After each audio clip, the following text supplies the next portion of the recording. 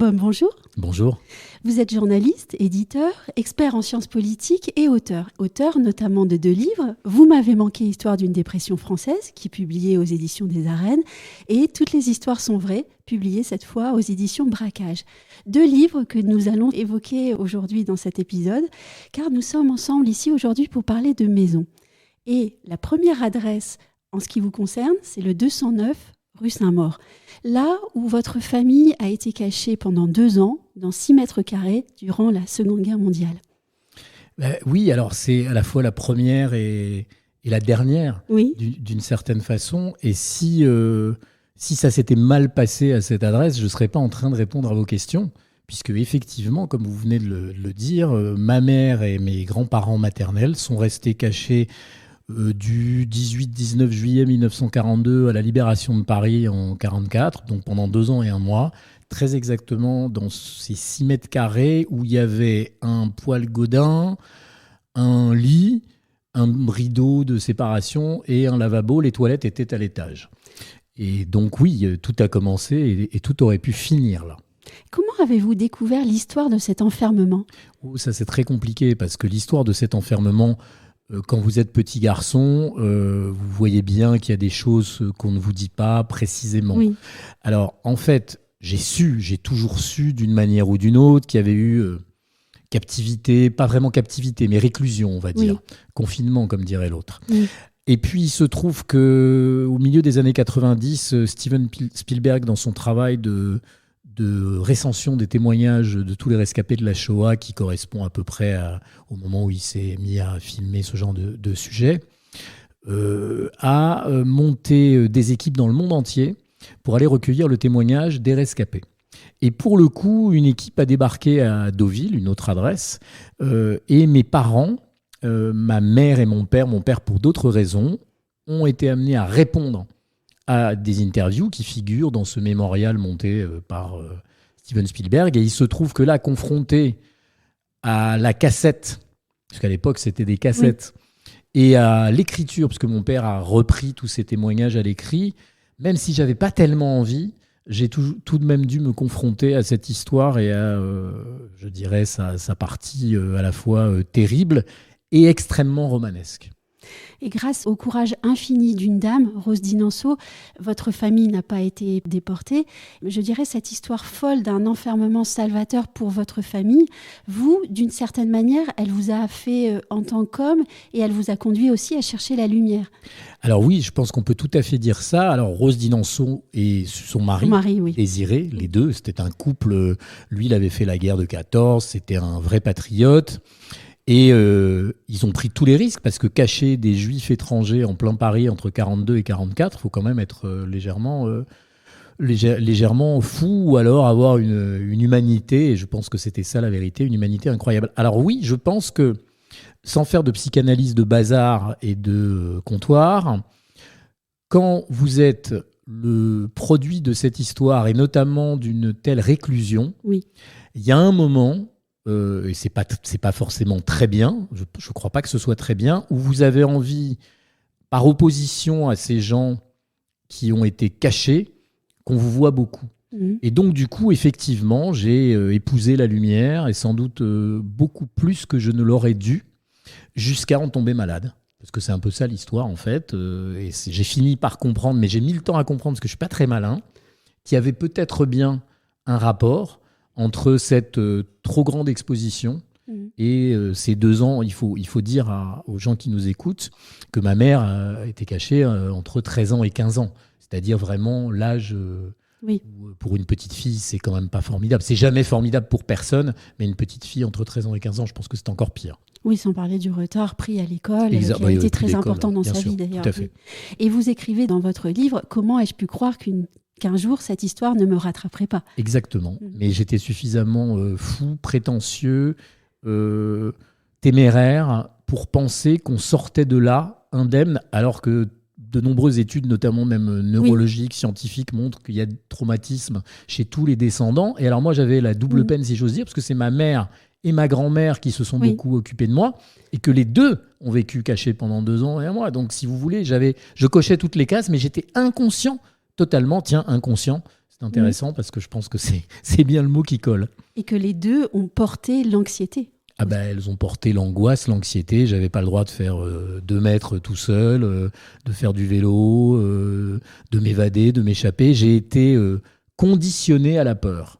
Et donc, je ne crois pas que ça soit absolument formidable comme type d'éducation, mais en même temps, elle ne pouvait pas faire autrement, je ne leur en veux pas. Non, c'est le poids de l'histoire.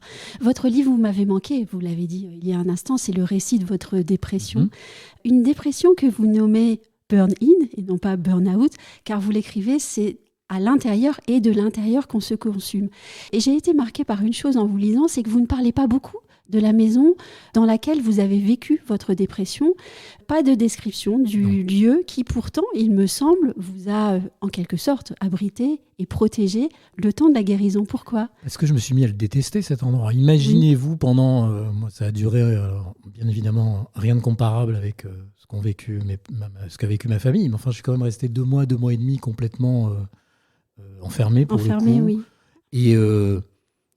on a déménagé pas si longtemps après, alors pour d'autres raisons, pas du tout à cause de ça, mais cet endroit, je ne pouvais plus le voir en peinture. Vous savez, quand vous vous retrouvez devant la douche et vous ne savez plus à quoi ça sert un pommeau de douche, vous dites mais qu'est-ce que je vais faire là, ou que vous regardez les 4 murs dans lesquels vous êtes tout seul, couché pendant que toute la famille vit, et que vous n'y arrivez pas, l'endroit, vous le prenez en détestation. Donc cet endroit, je ne l'ai pas décrit. Contrairement à ce que j'ai pu faire par ailleurs dans mon livre suivant, où pour le coup je décris beaucoup. Oui, et vous qui êtes passé de la lumière de la maison Europe 1 à l'enfermement de cette maison qui abrite votre dépression en fait. Tout à fait. Donc, vous venez d'en parler, une autre adresse importante dans votre vie, c'est le 86 rue de Sèvres. Toujours à Paris, et ce lieu-là est évoqué dans votre livre « Toutes les histoires sont vraies ». Pourquoi est-ce que cette adresse-là est importante dans votre histoire ? Parce que j'y ai passé toute la première partie de ma vie, plus que l'adolescence. J'étais au lycée boulevard des Invalides à côté. Alors ce qu'il faut dire, en plus ça colle parfaitement avec votre sujet, c'était un appartement loyer de 48. Oui. Alors moi on m'a expliqué ça quand j'étais tout petit, mais je ne savais pas ce que ça voulait dire. Et il en reste encore probablement, c'est-à-dire vous m'arrêtez si je dis une bêtise, c'est votre spécialité, pas la mienne, des loyers bloqués. Oui. Sinon on n'aurait jamais pu habiter au métro du Roc. Mes parents n'avaient pas les moyens. Et donc, je me suis retrouvé, et c'est là où c'est aussi un peu fou, et c'est ce que raconte aussi ce livre, dans un quartier avec des gens d'un niveau social très différent de celui de mes parents, qui étaient vraiment des tout petits commerçants, maroquiniers, etc. Et là, j'étais au lycée Victor Duruy avec la fille du patron du SDEC, qui est l'ancêtre de la DGSE, le fils de Raymond Barre, Jean-François Copé, enfin un milieu qui n'était absolument pas le mien, pas le nôtre. Et donc c'est cette histoire que je raconte, et ce 86 rue de Sèvres joue un rôle absolument central, parce que jusqu'à l'âge de 25 ans, je reste là, à peu près, oui. Et c'est là que vous apprenez d'ailleurs à observer le monde, à trouver l'histoire que vous racontez dans ce livre, d'ailleurs, dans chacun des événements qui sont en apparence futiles de notre vie quotidienne et qui sont intéressants par les contrastes que vous vivez. C'est sûr que quand vous êtes un petit garçon surprotégé par une famille totalement angoissée, que quasiment mon seul espace de liberté, c'est le chemin, même pas jusqu'à l'école parce que je peux pas y aller tout seul, donc ça c'était avenue Duquesne et rue Éblé pour la maternelle, mais jusqu'au lycée Victor Duruy. Alors à Duruy, j'aurais quand même le droit un peu plus tard d'y aller tout seul, mais mon espace, c'est non seulement cette adresse, mais tout ce qu'il y a autour. La galerie dans la rue de Sèvres, la galerie du Sévrien, une galerie incroyable, j'invite nos auditeurs à aller voir puisqu'elle ne va nulle part en fait. Elle atterrit rue du Cherche-Midi, mais il se passe rien entre les deux. Le métro du Roc qui et ça, c'est assez incroyable. Mon film culte, c'est Un homme et une femme. Et comment s'appelle Jean-Louis Trintignant ? Le pilote, il s'appelle Duroc. Donc, il y a plein en plus de petites synchronicités comme ça que je ne sais pas, que je ne connais pas, que je vais découvrir. Sur Duroc, je vais vous dire la vérité, je m'en suis rendu compte en écrivant le bouquin. Oui. Donc, c'est des trucs très étranges. Jung appelle ça des synchronicités, ou on peut dire que c'est des coïncidences. Donc, cet univers est très important, effectivement, et il renvoie tout rayonne autour de ce 86 rue de Sèvres, effectivement. Et vous, de commencer un art du vagabondage littéraire. Oui, parce que j'arrivais de temps en temps, j'avais la permission de sortie, donc je partais avec mon appareil photo jusqu'au Champ de Mars, j'allais au quartier latin, il y a les visites au bon marché avec ma grand-mère qui va faire les courses et qui achète une carpe, mais enfin ça c'est une autre histoire. Ah oui, c'est celle-là. Pour faire la carpe farcie, parce qu'à l'époque, au bon marché, il y avait pas encore la grande épicerie qui vaut si cher, mais il y avait un poissonnier dehors, et donc il y avait un grand aquarium, et c'est là qu'on allait chercher la carpe. Et puis il y a tout ce quartier, la rue Saint-Placide, la rue de Varennes, les rues des ministères. Enfin, on est tout dans un quartier où je n'aurais pas, encore une fois, j'aurais pas dû être là, mais j'étais là par effraction, on peut dire. Et donc, j'ai profité de cette effraction pour développer un sens de l'observation, par exemple avec ce vidéoclub qui était à mon adresse. Donc, il y avait un vidéoclub en bas de chez moi, vous vous rendez compte ? En pleine vogue des cassettes, c'était merveilleux. Je descendais de chez moi, j'allais chercher les cassettes, je remontais. Donc voilà, tout était, comme j'avais pas le droit d'aller loin, tout était autour. Et moi, j'ai presque envie de remplacer ma dernière question par l'histoire de la carpe que vous raconteriez. On va peut-être faire la dernière question. Et puis les gens iront lire l'histoire. Si vous voulez lire une histoire invraisemblable de carpe, il faut lire toutes les histoires. C'est ça, ah oui. Dernière question. Donc, l'histoire d'un homme, selon vous, peut-elle être suivie, racontée, explicitée ou même brouillée par les adresses de ces lieux de vie successifs ? Je pense que les adresses, c'est central. C'est pour ça que votre angle, comme on dit de manière journalistique, est un angle excellent, puisque mon livre est un livre à la fois d'émotion, mais aussi de géographie.